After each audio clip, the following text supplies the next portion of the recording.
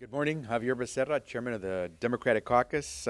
Pleased to be joined today by our Vice Chairman, Joe Crowley of New York, and our special guest who also spoke to members of our caucus, Secretary of Transportation Anthony Foxx. We had a good discussion about a number of items that are in front of America. Obviously, the economy. We heard the good news about last month's jobs report. Over 200,000 Americans went back to work in new jobs. We know that the economy is picking up pace. Our members who were back home working in their district last week reported back on the number of activities they participated in. And certainly now here with the Secretary, we could talk specifically about what we discussed most of the hour we spent in our Democratic Caucus meeting, and that is putting Americans to work, refurbishing our roads, rebuilding our highways, putting those bridges back to operation the way they should be. In my county of Los Angeles, by itself, there are some 1,300 bridges which are considered deficient and in need of repair. But it's hard to do that, and it's hard for the Secretary to do his work if Congress doesn't return the gas tax money that people contribute when they take their vehicle to the auto station to pump gas. And it's very difficult to believe that cities and counties can put forward those contracts to do the major repairs that are needed unless they have a funding stream that they can count on. And it's certainly incredible to believe that any contractor would put hundreds of millions of dollars on the line in investments in cement, concrete, steel, without knowing that the city or county is going to have the money flowing in from the Highway Trust Fund to pay that contractor for the materials that were purchased, for the employees that are hired to do that construction work. And so we were focused very much in today's meeting on something that should matter to all Americans. That is building an economy that works for all of us, for all Americans, not just the wealthiest few, but for all Americans. And one of the principal ways to do that, one of the pillars in putting Americans back to work and rebuilding our economy, transportation, the roads, the highways, the bridges, the mass transit systems. In LA, we can talk to you all about that because we are in a boom period right now when it comes to transportation. But we also discussed something else that's very important. The fact that this is now the 51st anniversary of when President Kennedy signed the Equal Pay Act into law, 1963. Yet today, 51 years later, we still find that women are making 77 cents to the dollar that a man makes for the same work. And so we've got lots to do, whether it's our transportation system or whether it's trying to make sure that every American knows that there's a level playing field when it comes to doing that work. We want to make sure that we work to correct those things. Unfortunately, we have found that the bill that's been put forward in the House of Representatives, the Paycheck Fairness Act, to try to help address that imbalance between what we pay women and what we pay men, has been shut down by House Republican leaders. And so we haven't had a chance to vote on that. Just as we haven't had a chance to vote on a transportation extension to bring back those transportation tax dollars back to those communities that paid them. Last week, led by Nancy Pelosi, our leader, several Democrats throughout the country conducted a bus tour, visiting many locations, talking about how when women succeed, America succeeds. We know that an economy can work if everyone has a chance to participate. And so we're here to say that it's time for this Congress to get to work rather than be the biggest do-nothing Congress in the history of our nation. This should be a country that joins with President Obama to get things done. And so we're ready to build an economy that works for all Americans, not just the wealthiest few. And with that, let me now yield to our special guest with us today, our Secretary of Transportation, Anthony Foxx. I want to thank you, Chairman Becerra, as well as Vice Chairman Crowley, for your leadership. I had an opportunity to speak to the House Democratic Caucus today about an issue that we've been talking about for several months, which is the looming insolvency of the Highway Trust Fund, and frankly, the larger challenges facing our country with respect to transportation investments over the next several decades. We're going to have 100 million more people in this country by 2050. We're going to basically double the amount of freight movements in this country over that same period of time. And our infrastructure system is not sufficient to take on that kind of burden. What we're in for, absent substantial more investments in infrastructure, is going to be more traffic, more congestion, and longer travel times, which will provide a limiting factor on our ability to grow jobs and improve quality of life in this country.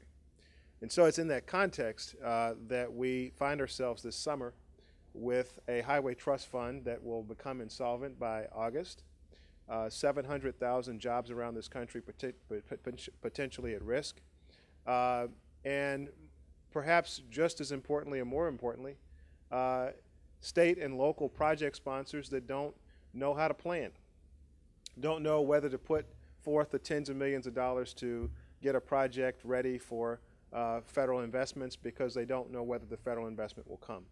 And as a result, we are not maintaining our infrastructure as well as we should, and we're not building new infrastructure to tackle the challenges of the future. I grew up in America that played to win, not an America that played not to lose.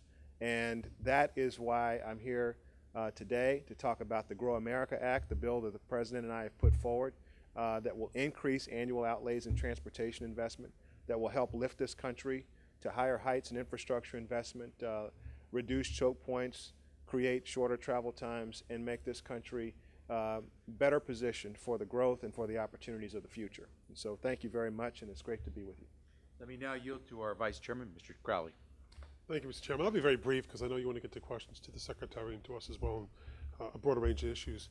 But I want to just welcome the Secretary here this morning. I know the caucus was pleased to have him talk about the vision as he sees it for America as it pertains to our infrastructure needs. If the Republican appropriations bill on transportation, housing, and urban development is any indication as to where they believe we should go, it is really inefficient budget for the needs of our country right now. Cutting Tiger grants to the tune that they do is irresponsible, as well as what they don't do for Section 8 housing and public housing generally. From a city like New York, where we have tremendous needs, it really is saying to working Americans, working New Yorkers, and working Americans around the country, we don't care about the housing conditions that you live in. It simply is not meeting the needs adequately of the American people. Let's talk about what also is not happening. I know the agenda is what's happening this week in Washington.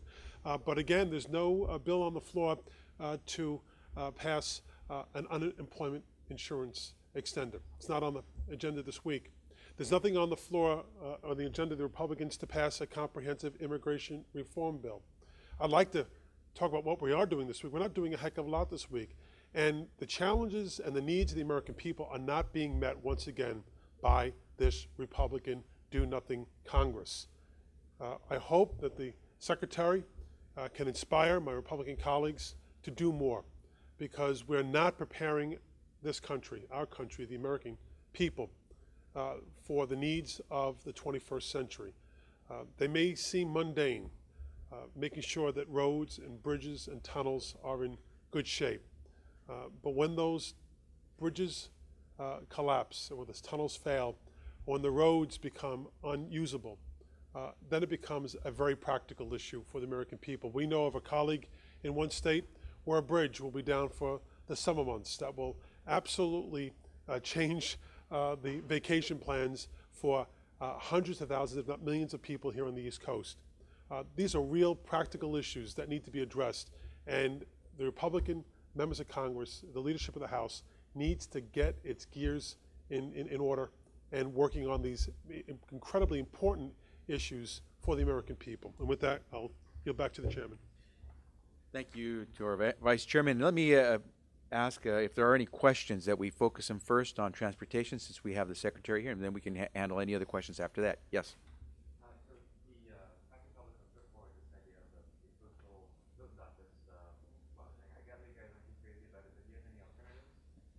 Well, our alternative is the Grow America Act. It's a 4-year bill, not a 1-year bill. It grows annual investments in transportation. It doesn't leave them basically flat. And it can be done with pro-growth business tax reform, which would not require raising rates, also wouldn't require increasing deficits. That's been our point all along. We think it's a place where there can be bipartisan agreement in principle on moving in that direction. But we've got to keep at it, and that's why I'm here today. Mr. Secretary, what are your thoughts about this idea of using modified mail delivery as an approach? Can you comment on that? Well, again, several points. We have an approach that we favor, which is pro-growth business tax reform. We think it is a smart approach that addresses the principles that people on both sides of the aisle have expressed to us, including not raising rates and also not increasing deficits.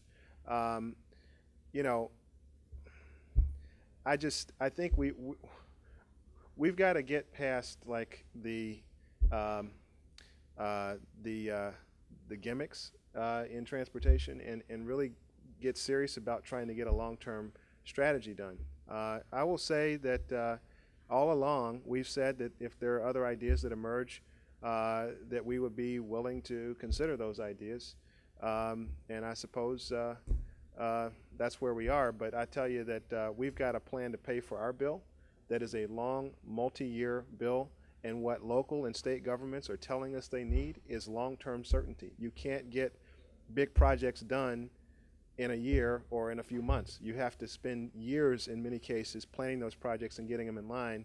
And that's why I will continue to push for a long-term strategy.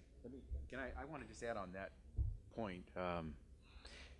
If we understand this correctly, our Republican colleagues are saying that in order to pay for or to replenish the fund to help return those gas tax dollars to people so they can see back in their community roads built, bridges fixed, tunnels repaired, we have to tell other Americans that they will not get mail delivery. And so this is one of those, this is another case of Republicans saying it's a zero-sum game. In order for you to win, another American has to lose. Not only does that American have to lose, but that American had nothing to do with the reason you're going to win, because you're talking about a pot here for transportation versus a pot here for the delivery of mail, which for a lot of seniors on fixed income is indispensable when it comes to having their Social Security check delivered. And so telling Americans that they have to give up something that they've paid for through their taxes in order to get something else they've paid for through their taxes seems again to be a game where you're trying to stop something bad from happening instead of, as the Secretary said, playing to win. And maybe there's some people in this country and in this Congress who think that America has seen its best days. I think the three of us here would say to you, America still has a long ways to go, and it's on the move and is moving up, and we don't have to pit one American against another to make a program work. Again, there's a provision in the transportation bill from Representative Denham about excluding high-speed rail, federal money being spent on that. Your thoughts on that? Well, you know, it's interesting because we're starting to see states like Florida and Texas start to really take on trying to get high-speed rail projects done. I think that the prospects for high-speed rail in this country are very bright, and the public will ultimately find that having choice in the 21st century is going to be their best weapon against longer travel times, congestion, et cetera. So we don't. Yeah, of course. But my point is that overall you're starting to see a movement, even in so-called red states, for high-speed rail, and I think that's emblematic of a recognition that high-speed rail is here to stay. Yes. You talked about funding the progress business tax reform. I understand you're looking at a long-term approach, but in the short term, I mean, anyone who's following tax reform debate is 2 months since we decided to go start on the tax writing committee knows that tax reform is not going to move before August when we said that how we push on pending settlement. Is there any short-term funding option that the administration is looking at? We think a long-term solution is the best solution.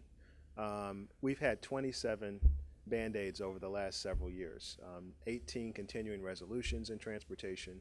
9 extensions and a 28th or 29th short-term measure will be more of the same for state and local governments. It will not give them the ability to make long-term plans.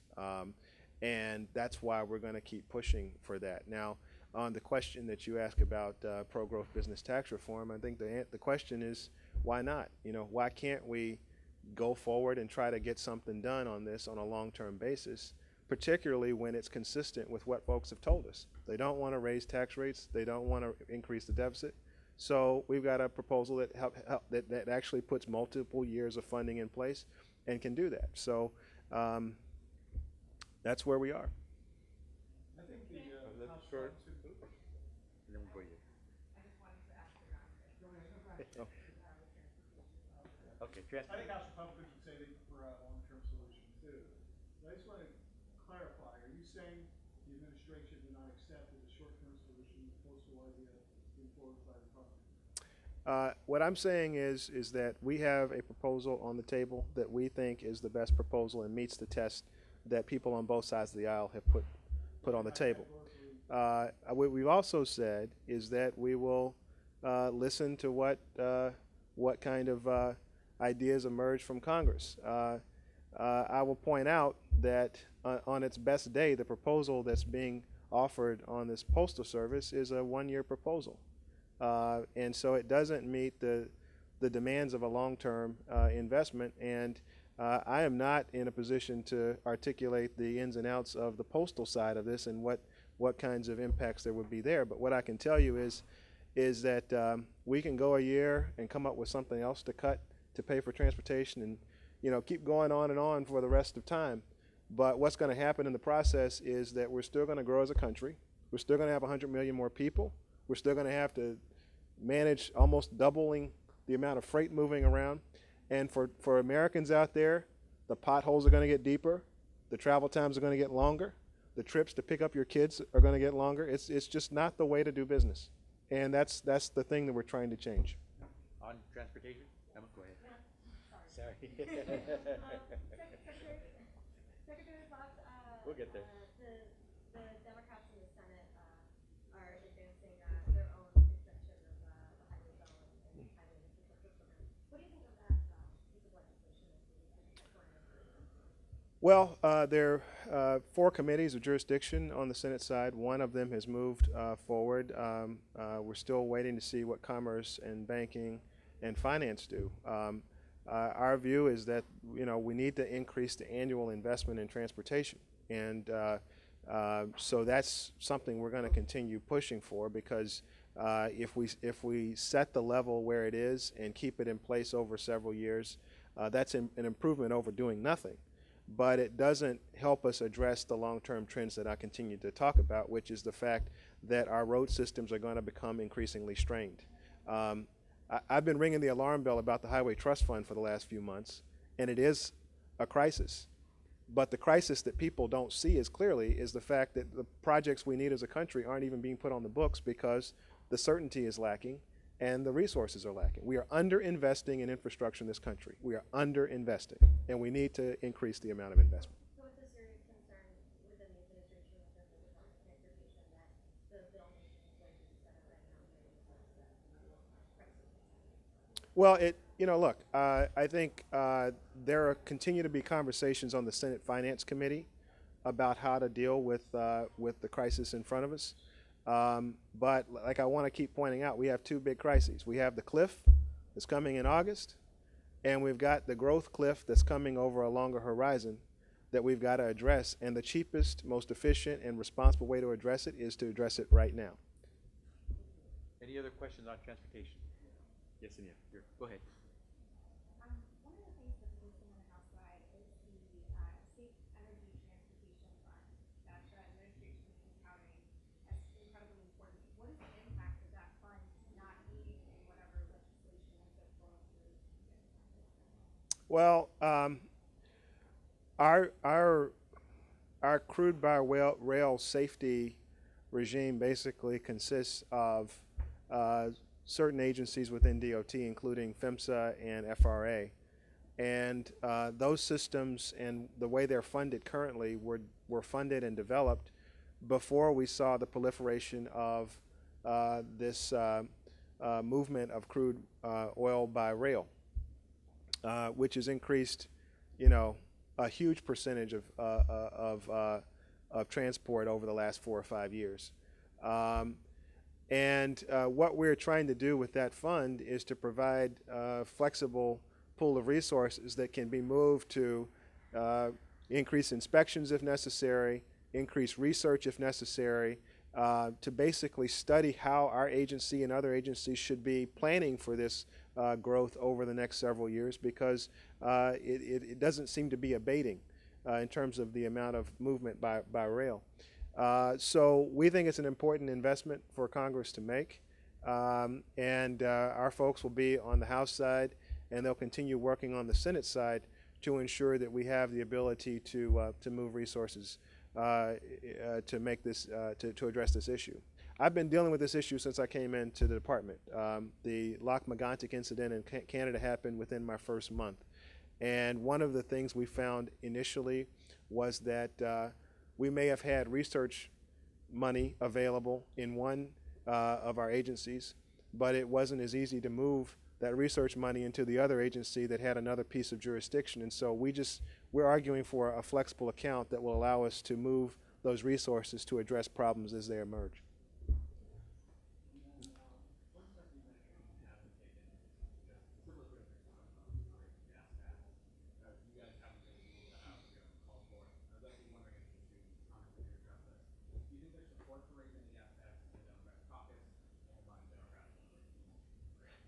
I know there's support in moving forward with a transportation bill in the Democratic caucus. I know there's support for replenishing the highway transportation fund that helps our communities have the resources to build those projects that are necessary. And I believe that there is a substantial amount of support to look at every option available, including the gas tax, which hasn't been touched in over 20 years, to try to get that done. But there's also recognition that Americans are doing something very good.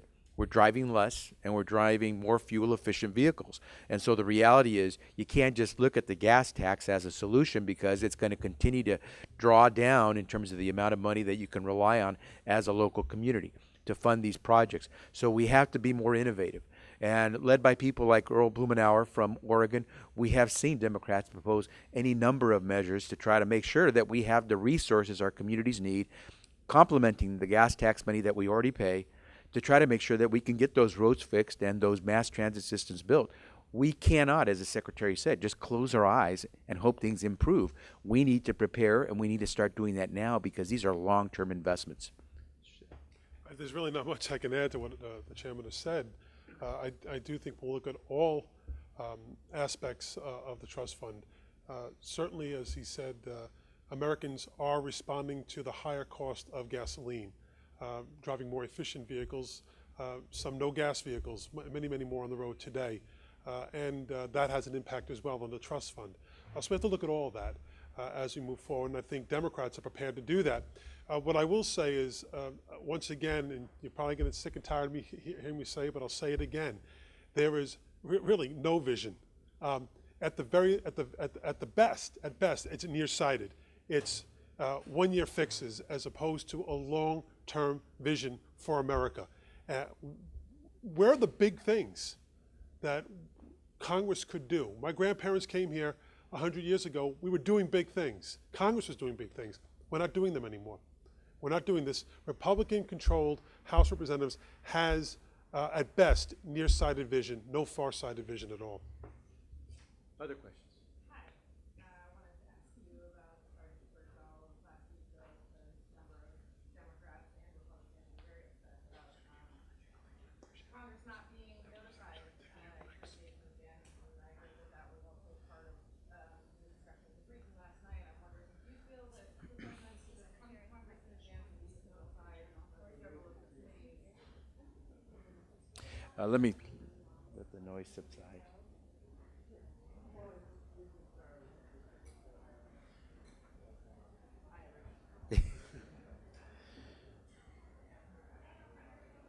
First, I thought it was an important briefing.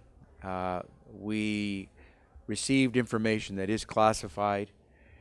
It clarified some questions that some members had, and it once again proved why anyone who puts on the uniform in this country should have confidence that we will make sure you come home safely. James, if we could try to make sure that.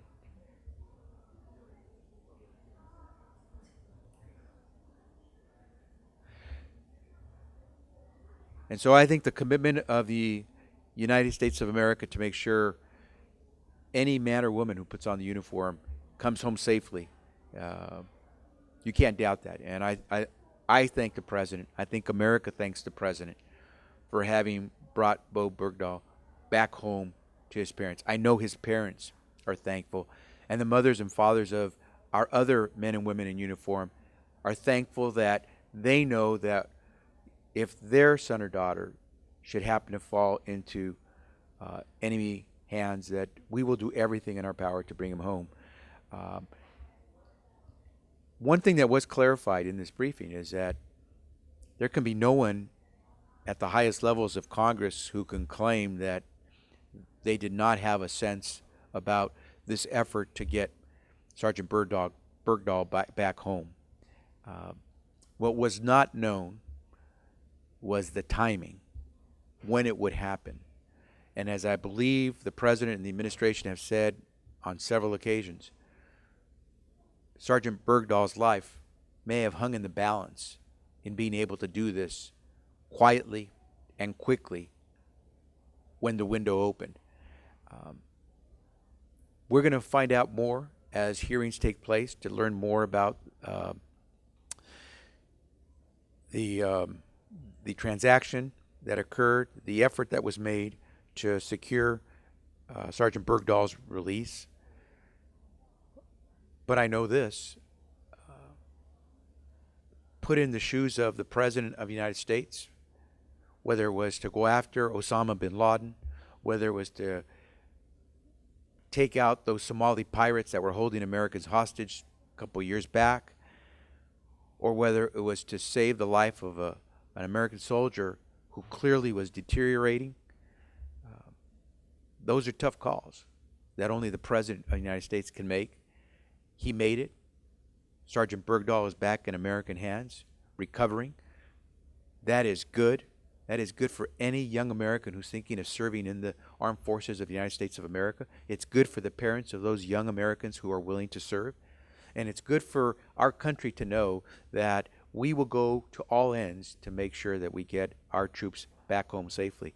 And so there were questions that were answered that I think needed to be answered. We will find out more through these hearings, but I don't think there's any question that America is a better place because Bo Bergdahl, an American who put on the uniform, is back home and will soon be in the arms of his family. And that's the most important thing.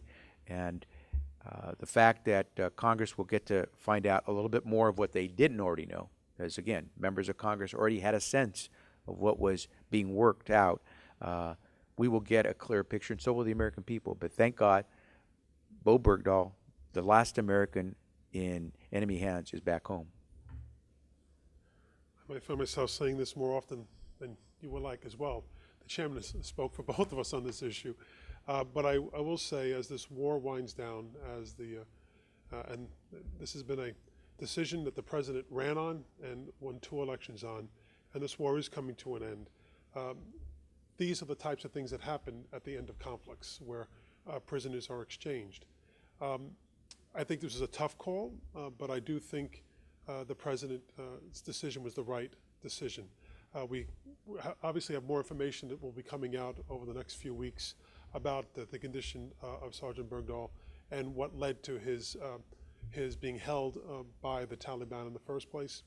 And I think the White House as well has communicated that they did communicate, but maybe more ought to have been done. But in the end, what's really important is that that young man is back in American hands, and we don't leave anyone behind. So you're both comfortable with the transfer of the 5 Guantanamo prisoners? Listen, I had a first cousin who was killed on 9/11. I hold, no regard for any of these individuals in terms of what their politics is and what their means to the end of their politics is or are. What I can tell you is that from what I've heard, that in terms of their ability to perform acts of terror, that much of that has been mitigated in terms of the deal that has been worked out with the Qatari government. As I've said before, at the end of a conflict, we do have those exchanges in terms of getting our men and women back in American hands, and the expectation is somehow that we will deal with those individuals who are held in Guantanamo Bay as well, and this is one aspect of it. We just got the news this morning that 5 American troops were killed in Afghanistan by friendly fire. Did I want to see American troops die at the hands of friendly fire in Afghanistan when, as the Vice Chairman just mentioned, we're close to having most of our troops leave? Absolutely not. Our troops are there. And that's the reality of war. That's the painful part of war. I have a nephew who's in Afghanistan right now. When I heard about those 5, my instinct was, might it be my nephew? I want to find out if Eric is going to do it as well. So am I comfortable with the release from Guantanamo of the 5 Taliban individuals, which helped secure the release of Bo Bergdahl? I'm not comfortable that 5 Americans today are not alive because of friendly fire. I'm not comfortable that individuals who were part of the Taliban are now going to be in Qatar. I'm not comfortable with much of the way the war was orchestrated. I'm not comfortable with a lot of things. But I know this: at least one American soldier today is alive in American hands and safety. I wish I could say the same for the 5 soldiers who died this morning. These are tough decisions. I defy any of us to put ourselves in President Obama's shoes and say it was an easy call. It's never an easy call when you're talking about real life. And I know if you were to tell me my nephew, Eric Juarez, right now we're in the hands of Taliban, I would be asking my president to do everything possible to bring my nephew home. And I pray to God that my nephew, Eric Juarez, is alive today and not one of those unfortunate American soldiers who died. I'm not comfortable with any of this stuff. War should never make you comfortable. But we have to do whatever we can to make Americans believe that when we're in war, we will do everything to win the war and to bring Americans home safely. Any other questions? Can I just add one other point of this? Let's just role reverse for a moment. Let's say President Bush was president. If he had taken the same action under these same circumstances, I would be supportive of that and support the president. And I think there is bipartisan support for what the president has done, as there is bipartisan support against what he's done as well. But I think for the most part, Democrats and Republicans believe in the concept of bringing every serviceman and woman home at the end of a conflict, and that's what's happening here. Thanks very much.